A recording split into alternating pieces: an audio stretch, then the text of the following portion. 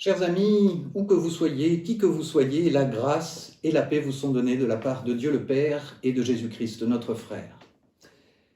Soyez chacun, chacune les bienvenus pour ce temps de méditation préparé pour vous par l'Église protestante française de Londres.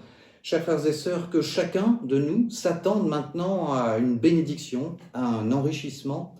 Aujourd'hui, dimanche, Dieu a quelque chose à nous apprendre, à nous dire ou à nous rappeler. Et puisque c'est lui qui, par son esprit, fait le lien entre nous tous, c'est lui aussi qui veut nous communiquer, par sa parole, une bénédiction. Alors que chacun, là où il est, puisse recevoir aujourd'hui, dans sa vie, ce que Dieu veut lui dire et qu'il puisse répondre favorablement à cette parole de Dieu. Dans les premières joies de la louange entre un chrétien et son Dieu, il y a de pouvoir offrir à Dieu des mots de louange, des mots d'autrefois ou des mots d'aujourd'hui. Alors laissons tomber pour un instant tout ce qui nous préoccupe, tout ce qui nous fait souci et proclamons la grandeur de Dieu et la joie de l'Évangile. Gloire à toi, Éternel mon Dieu, que ton nom soit crié par toute la terre, qu'il soit sur les lèvres des grands comme limite à leur puissance. Louange à toi, Dieu éternel, que ton nom soit sur les lèvres des humbles et des petits, qui n'ont pas le savoir, mais qui te connaissent, toi. Gloire à toi, mon Dieu, que ton nom soit murmuré par ceux qui aiment et par ceux qui n'aiment plus, mais qui espèrent toujours l'amour.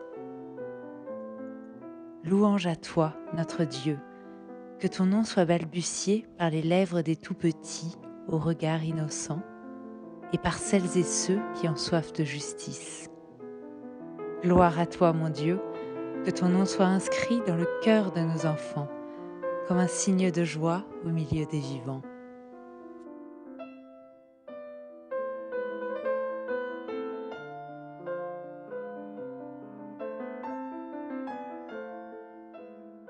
Malgré tout ce que nous avons reçu de Dieu, il reste toujours une douloureuse incohérence en nous-mêmes entre ce que nous aimerions être et ce que nous sommes, entre ce que nous aimerions faire et ce que nous faisons réellement. Et c'est pour cette raison que je vous invite à un instant de prière pour dire à Dieu notre désir d'être guéri par lui, notre désir de cohérence. Nous confessons à Dieu, nous reconnaissons devant nos frères et nos sœurs que nous sommes aimés de Dieu. Nous sommes aimés de Dieu au-delà de ce que nous pouvons imaginer. Malgré toutes les zones d'ombre de nos existences, nous sommes solidaires et complices du mal qui court le monde, de la dureté, de la violence, de l'indifférence. Nous ne faisons pas toujours le bien que nous voulons. Nous faisons parfois le mal que nous ne voulons pas. Fragiles, souvent surpris par le péché, nous avons cependant la certitude qu'au-delà de tout cela, notre vie repose sur le roc du pardon, toujours offert, de commencement en commencement. C'est pourquoi nous ne nous laissons pas abattre par nos faiblesses. Nous savons que Dieu ne nous abandonne pas. Rien ne pourra nous séparer de son amour manifesté en Jésus-Christ, notre frère et notre Sauveur. Tant de douce puissance nous étonne, nous bouleverse et transforme notre vie. Amen. Kohamar Adonai, ainsi parle le Seigneur. C'est moi qui ferai paître mes brebis. C'est moi qui les ferai reposer. Je chercherai celles qui étaient perdues et je ramènerai celles qui étaient égarées. Je penserai celles qui étaient blessées et je fortifierai celles qui étaient malades. Je suis venu pour que les hommes aient la vie et qu'ils aient la vie en abondance. Le Fils de l'homme est venu chercher et sauver ce qui était perdu. Amen.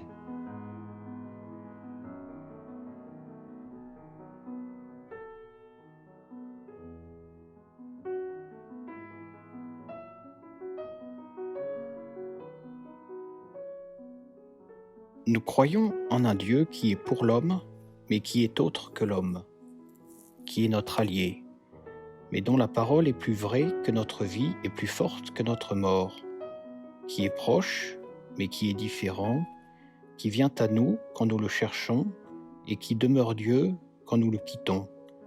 Nous croyons en toi. Nous croyons que tu crées et que tu recrées le monde contre le chaos et la dislocation, contre l'obscurité et le silence. Nous croyons en Jésus-Christ, qui a montré pleinement Dieu à l'homme et l'homme à Dieu, qui a troué le ciel de nos ignorances, qui a habité la terre de nos histoires, qui a vécu pour enseigner, pour annoncer et pour guérir, qui est mort comme nous, à cause de nous et pour nous, qui a été ressuscité pour rendre manifeste la mémoire, la bonté et la puissance de Dieu en faveur de nous tous. Nous croyons à l'Esprit Saint qui continue d'œuvrer chez les hommes, comme la graine continue de pousser au travers de l'hiver, qui est ce même Esprit qui porte des fruits différents chez chacun, qui ne cesse de rassembler les hommes dispersés et qui ne s'arrête pas d'ébranler les hommes agglutinés, qui va et vient comme le vent sur les falaises. Nous croyons. Aide-nous à vivre ce que nous cherchons à croire. Amen. Éternel, garde-nous de nous croire arrivés, de nous croire possesseurs de ta vérité. Rends-nous disponibles pour une recherche toujours plus profonde de ton évangile.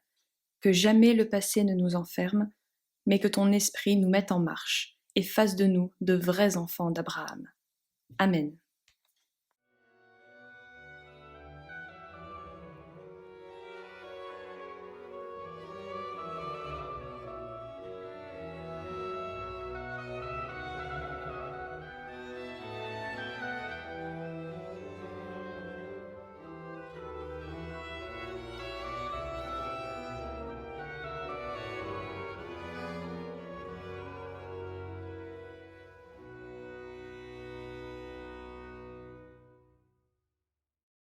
Nous lisons dans l'évangile de Jean, au chapitre 6, les versets 51 à 59.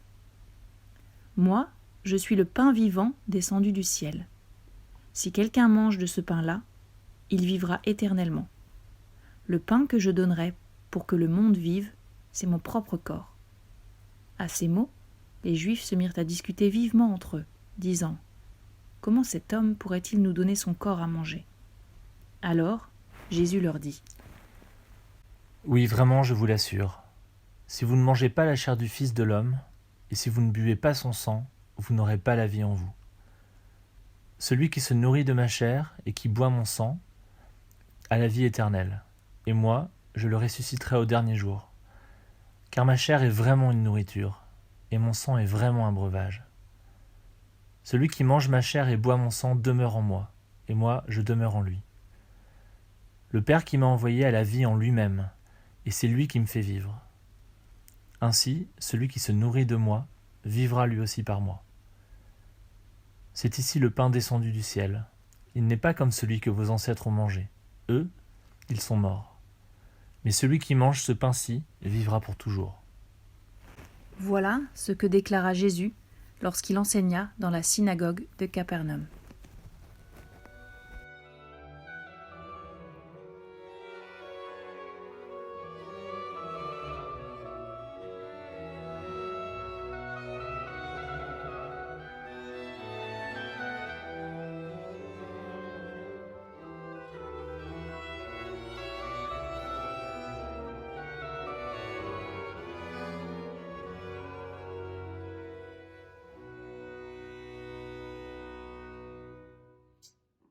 Alors c'est un fait que Jésus, tout au long de son ministère, a dit parfois des paroles dures à entendre, difficiles à comprendre, quasiment impossibles à recevoir parfois. Et aujourd'hui, voilà justement une de ces paroles de Jésus qui en a arrêté plus d'un. Toute cette histoire de manger la chair, boire le sang. Et quand je dis que ces paroles en ont arrêté plus d'un, je ne pense pas seulement aux auditeurs modernes que nous sommes, aux lecteurs modernes que nous sommes pour recevoir ces paroles avec lesquelles nous pouvons mettre un peu de distance. Parce que même parmi les auditeurs de Jésus, ces paroles ont paru tellement crues, tellement déplacées, tellement décalées, tellement folles, tellement incompréhensibles, qu'une rumeur s'était élevée parmi ses disciples même. Après l'avoir entendu, plusieurs de ses disciples dirent « Cette parole est dure, qui peut l'écouter ?» Jésus leur dit « Cela vous scandalise-t-il ? Entendez cela vous fait-il chuter ?» Et dès ce moment, plusieurs de ses disciples se retirèrent et ils n'allaient plus avec lui.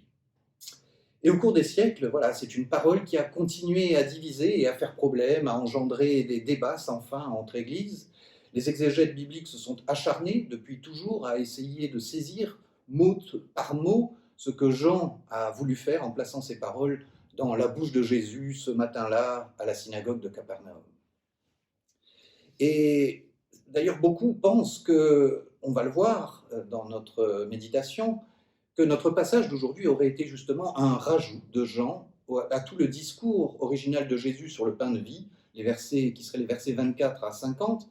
Mais pour bien comprendre tout ce débat, je serais content de vous rappeler brièvement le contexte afin de vous proposer juste après quelques interprétations, voilà, qui pourraient nous permettre, surtout aux protestants que nous sommes peut-être, d'accueillir, de recevoir cette parole forte pour nous aujourd'hui. Alors pour rappel, ce chapitre 6 commence par un signe. C'est le signe de la multiplication des pains pour 5000 personnes, signe qui a été tout de suite mal interprété, puisque les foules ont voulu le faire roi directement après ce grand repas, et c'est pour ça que Jésus va devoir mettre des mots pour expliquer le signe.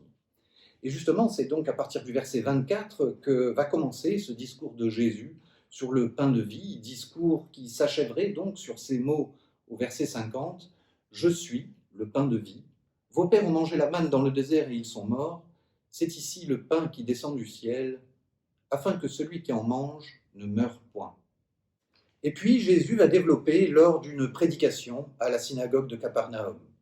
Alors notons au passage que les mots que Jean a choisis collent bien, vraiment bien au pain de vie, au tout le discours sur le pain de vie qui précède. C'est juste le sens maintenant qui se transforme pour se durcir à l'oreille des Juifs et des religieux. Alors imaginez, manger la chair humaine, boire du sang, c'est tout à fait prohibé par la loi, déjà concernant le sang des animaux, mais quant à de la chair humaine, du sang humain, là c'est carrément tabou. Pas étonnant que certains se soient distancés par rapport à Jésus et arrêté de l'écouter à partir de ce moment-là parce qu'ils avaient considéré qu'il avait perdu la raison. Alors, sur quels arguments a-t-on pensé que cette partie du discours sur le pain de vie, celle qui concerne la chair et le sang, a été un rajout de Jean, qui, pour rappel, écrit à la toute fin du 1er siècle?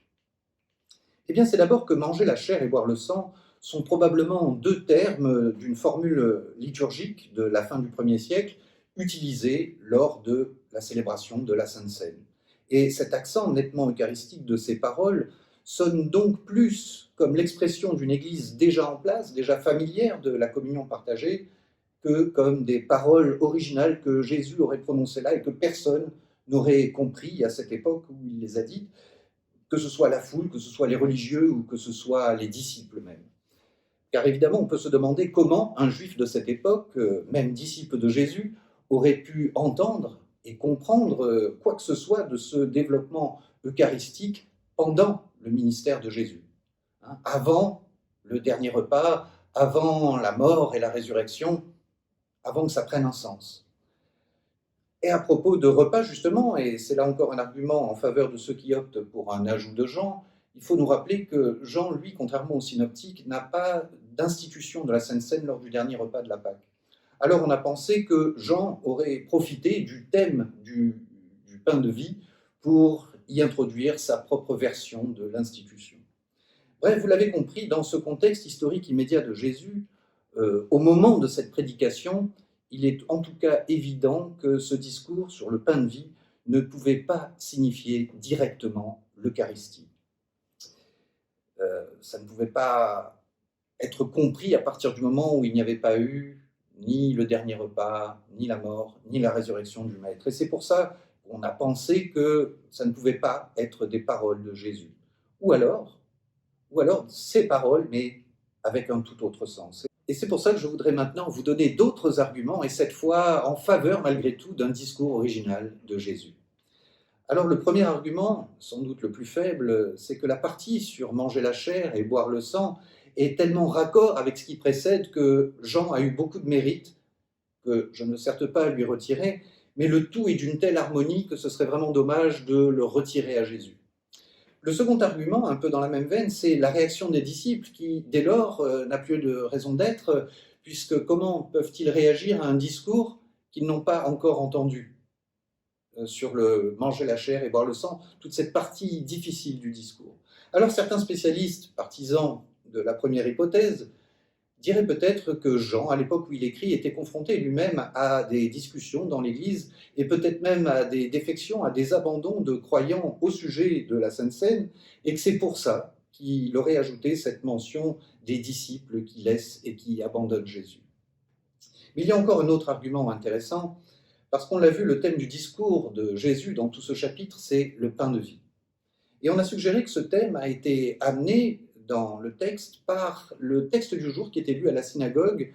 C'était Exode 16 probablement, ou Nombre 11, en tout cas l'histoire de la manne, ce pain providentiel, ce pain venu du ciel pour nourrir et sauver les Israélites dans leur marche dans le désert. Et quoi qu'il en soit, c'est le sujet sur lequel, en tout cas, s'ouvre le discours de Jésus. La manne que les ancêtres ont mangée dans le désert, dit Jésus aux Juifs galiléens, n'était pas une nourriture qui dure ou qui serait source de vie éternelle. Ceux qui en ont mangé sont tous morts, certains tôt, d'autres plus tard, mais ils sont tous morts. De même, ce pain avec lequel il avait récemment nourri les foules n'était que du pain matériel, pain pour lequel ils ont voulu faire de Jésus leur leader, leur roi, et en réalité, il est venu, lui, leur donner un pain bien meilleur que celui-là. Il offre maintenant à ces Galiléens un pain meilleur que celui qui les a nourris, un pain meilleur même que celui qui a nourri leur père dans le désert. Il est venu donner une nourriture qui nourrit pour l'éternité. Il est venu donner un pain qui donne la vie au monde. Et voilà qui pose la base de la prochaine étape du discours, celle qui va faire problème justement si vous ne mangez la chair du Fils de l'homme et si vous ne buvez son sang, vous n'avez point la vie en vous-même. Scandale, la chair, le sang. Alors en fait, ces deux mots sont tous les deux des références qu'il faut peut-être bien repérer, bien comprendre, parce qu'ils peuvent nous aider justement à saisir du même coup pourquoi Jésus aurait très bien pu dire ces paroles ce matin-là à la synagogue de Capernaum. Deux mots qui peuvent nous aider, nous aussi d'ailleurs, à saisir un peu plus du mystère de la foi qui se joue dans le partage de la scène. D'abord, il est probable que lorsque Jésus parle de chair et de sang, il entend son être tout entier. C'est un hébraïsme très courant, comme dans les psaumes, on l'entend souvent, le jour et la nuit, le soir et le matin, le juste et l'injuste. Dieu donne son soleil sur les bons et sur les méchants, c'est-à-dire sur tous. Et dans le langage que parle Jésus, ma chair et mon sang, ça peut être entendu comme un autre moyen de dire moi-même, mon être tout entier. Aujourd'hui, on dirait peut-être corps et âme, voilà, pour signifier entièrement. D'ailleurs, il parle de chair, il ne parle pas de corps ici, et la distinction s'entend déjà dans le grec, où il y a une différence entre sarx, la chair, et soma, le corps. Et je souligne ça parce qu'en hébreu, il n'y a qu'un seul mot pour dire les deux, et c'est ce mot bazar. Et dans son sens premier, comme verbe, c'est un mot qui porte ce mot de chair et de corps et qui pourtant signifie annoncer une bonne nouvelle. Le mot Bessora, du même mot que bazar, c'est la bonne nouvelle. Ish Bessora, c'est l'homme de la bonne nouvelle, l'homme, le porteur de bonne nouvelle. Bonne nouvelle, Evangelion, l'évangile. Alors cet éclairage nous donne peut-être déjà une manière de comprendre ce passage lorsque Jésus dit « Si vous ne mangez la chair du Fils de l'homme et si vous ne buvez son sang, vous n'avez point la vie en vous-même. » Mangez, assimilez la bonne nouvelle. Déjà, dans les prophètes, il est question de manger le livre de sa parole. Ou dans l'Apocalypse aussi, il y en est question. Alors si vous ne mangez la bonne nouvelle que je vous donne, si vous ne l'assimilez pas, si vous ne devenez pas vous-même bonne nouvelle, vous n'aurez pas la vie en vous. Voilà ce qu'auraient pu entendre en tout cas les auditeurs directs de Jésus dans ces paroles. Alors d'accord pour la chair, mais qu'en est-il du sang alors il y a un terme, une notion qu'il faut entendre quand on évoque la notion de sang dans la Bible, c'est la notion d'alliance. Dans le livre de l'Exode, au chapitre 24, il y est question, et c'est un texte que je vous invite vraiment à aller retrouver parce qu'il nous éclaire sur notre Sainte Seine, on y voit Moïse en train d'accompagner le peuple dans sa démarche d'alliance avec Dieu et qui répand du sang entre l'autel et le peuple. Le sang partagé entre l'autel et le peuple, c'est ce qui marque cette participation du peuple à la vie que Dieu donne. Et par 2 fois, le peuple accepte l'alliance et donc s'engage à respecter les commandements de Dieu. Et le moment d'ailleurs est si exceptionnel que le texte se termine en présentant Moïse et les 70 qui partagent leur repas face à Dieu, nous dit le texte.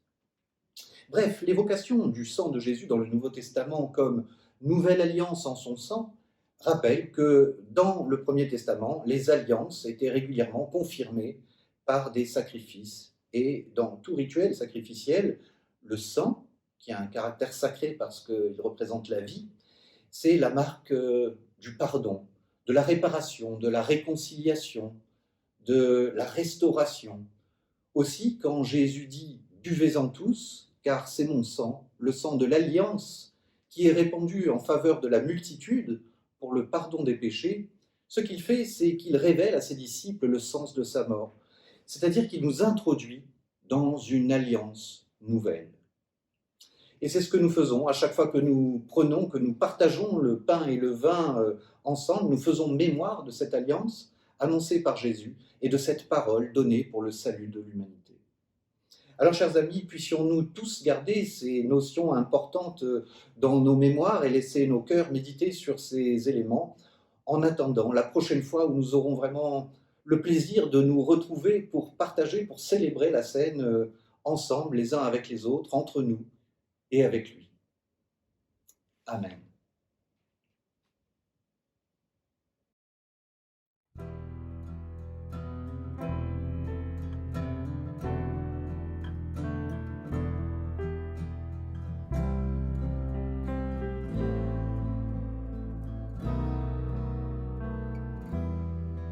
Comme un souffle fragile, ta parole se donne, comme un vase d'argile, ton amour nous façonne.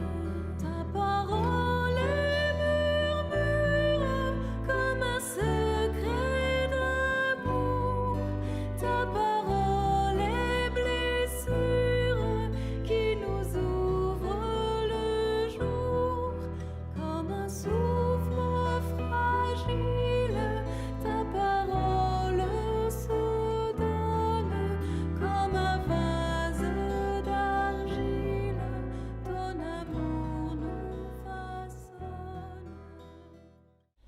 Demandons à Dieu, des hommes qui aient un esprit de sagesse, une parole qui libère et qui renouvelle. Qu'il nous apprenne à laisser derrière nous ce qui est dépassé, à nous ouvrir aux choses nouvelles, que Dieu veut toujours commencer avec nous. Prions pour que nous ne rougissions pas de l'Évangile, pour que nous osions être signes de contradiction, que nous trouvions les mots qui annoncent aujourd'hui la bonne nouvelle. Et prions avec insistance pour que le peuple de Dieu ne soit pas divisé, que personne ne s'obstine dans des voies nouvelles, que personne ne s'obstine à rester en arrière sur les routes vieillies. Notre Dieu, nous te demandons l'Esprit, source d'unité et d'amour, car tu n'es pas un Dieu de désordre, mais de paix. En Jésus-Christ, notre Dieu. Amen.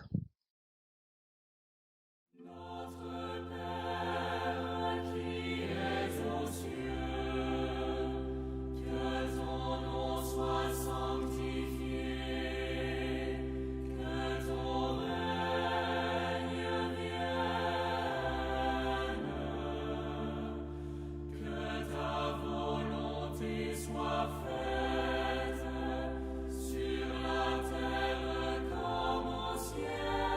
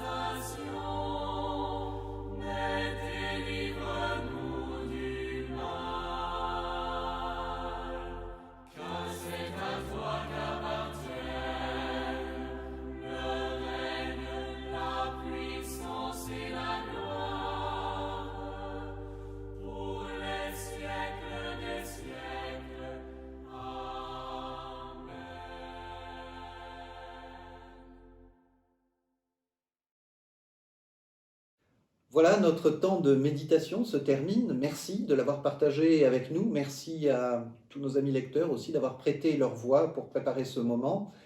Je vous souhaite à tous une très bonne semaine, à tous, au près comme au loin, que cette parole maintenant de Louis Pottiot nous accompagne. Ne défends pas tes idées à tout prix, cherche la vérité. Que la paix de Dieu, qui surpasse toute intelligence, garde vos cœurs et vos pensées en Jésus-Christ. Très bon dimanche et très bonne semaine à tous.